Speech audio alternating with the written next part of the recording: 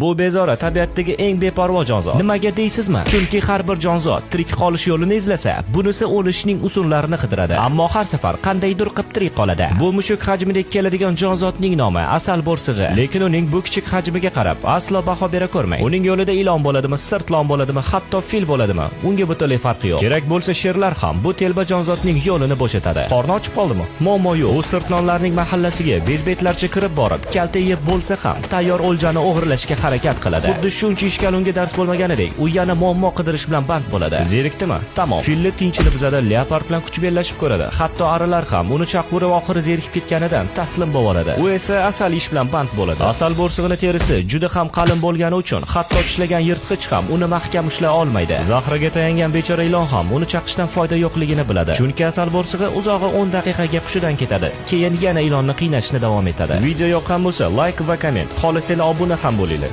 Rahmat.